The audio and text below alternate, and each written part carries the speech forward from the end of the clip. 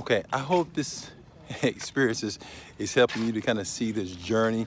But I want to continue to tell you more about this journey and what happened. How did you, one of the questions that often gets, Rodney, how did you start teaching online? Where did that come in? I started teaching online back around 2009. And I'll tell you what happened. You remember I told you about my friend Canody, who I helped to raise the $15,000 for.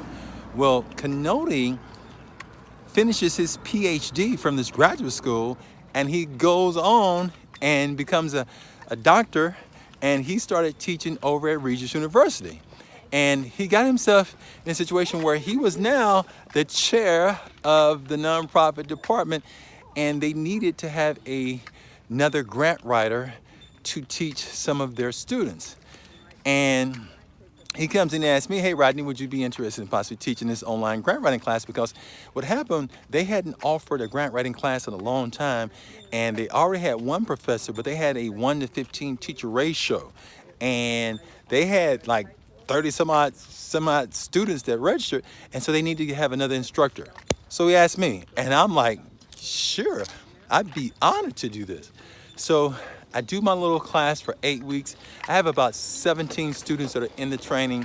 And so now I'm teaching at a grad school, remote, because I'm still in California at the time, and Regis is over in Colorado.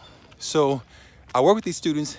As I teach this 8-week class, before the end of the 8 weeks, one of the students in the class comes back, comes back at the very end of the class and lets the students know, hey, we just received a grant for $250,000.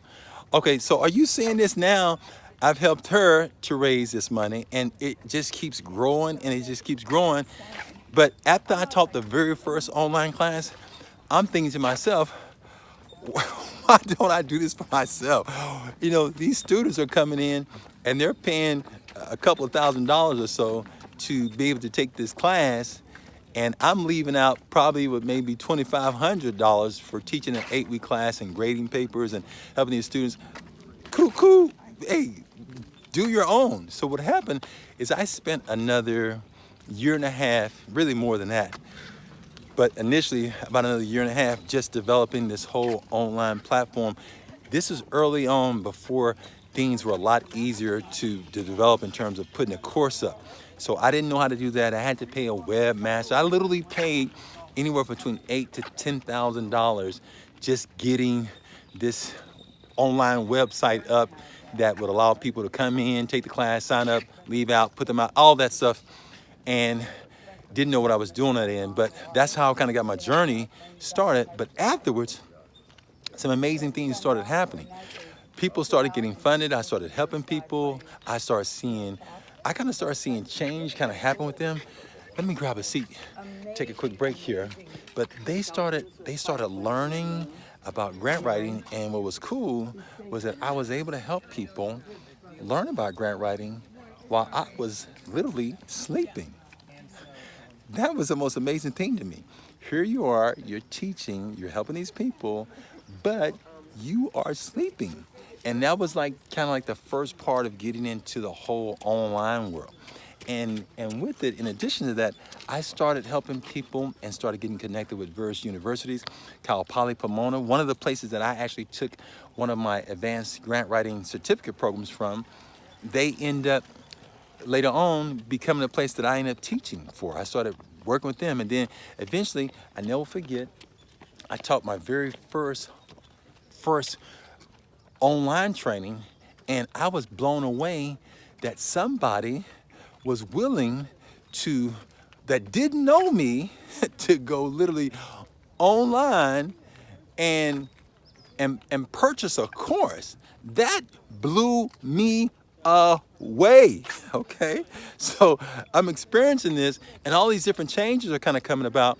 So I started teaching some online, but then I said, you know what? I want to do some national trainings. I want to go around. And there were a few organizations that were doing it at the time. I threw my hat into the mix as well and said, you know what? Put some information up on the web. Nobody signed up. I said, you know what? Nobody's signing up. So let me just go to these places on my own. And I just started saying, hey, I'm going to this place at this time, and made a decision to do that. And that's what happened. I started finding places that I could teach the training, and I went there and did that. And one thing led to the next. And before you know it, I was teaching people literally all over. And then one day, there was this school who wanted me to come by and teach it there. Florida International University. They contacted me and asked, hey, about possibly coming and teaching some of their students. And they'll forget, it was like a private event. And I went out and I taught them and were able to help that school as well. So now here's this little guy who knew zero about grants, who was fumbling and stumbling trying to figure out how to do this thing. And now people are being helped all over. And then I'm getting word about some of them raising not hundreds of thousands of dollars, but literally millions of dollars. And this, sorry, I got a little spider web. This is blowing my mind now. I'm like blown away. How is this happening? But it all happened because I took the first step.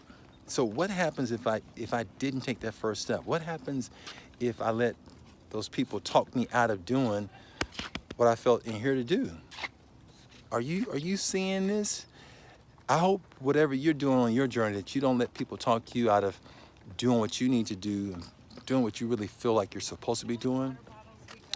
My journey ended up being the fact that I started, and as a result, many people were able to be helped. Now, I could tell you about people like Casual, who came to the training. He knew zero about grant writing, and so now he's going back and helping to raise $4 million for the city of Redlands. And then I could tell you about some other people like Nikki, who was new to grant writing. She knew zero about grant writing. She knew about grant management, but not about grant writing. And how she raised about $4 million for the YWCA of LA and others. But again, I was serving as a catalyst because I took on a leap of believing in myself, saying that, hey, I can do this thing. And as a result of stepping out, I proved that it could happen. But I'll be honest with you, there were times that it was tough. And there were times where I didn't know exactly how I was going to make it happen. And as I shared with you earlier, there were times when things were tight, and trying to figure out, hey, how am I going to continue to push forward and make what I'm seeing here become a reality? It eventually became a reality to the point where I eventually had not only myself going around doing these trainings, but I had a team of about 6 or 7 different grant writers who were doing grant writing at a very high level.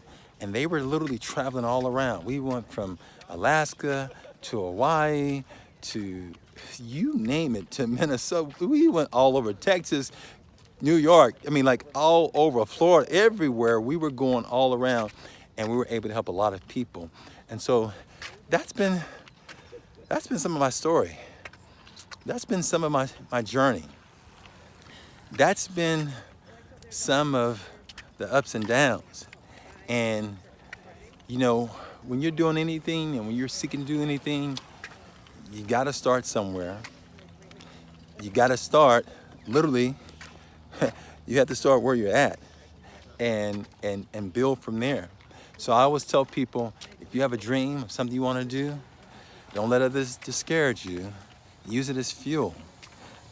Remind me, I got one more story to tell you, I think, that you'll find pretty interesting.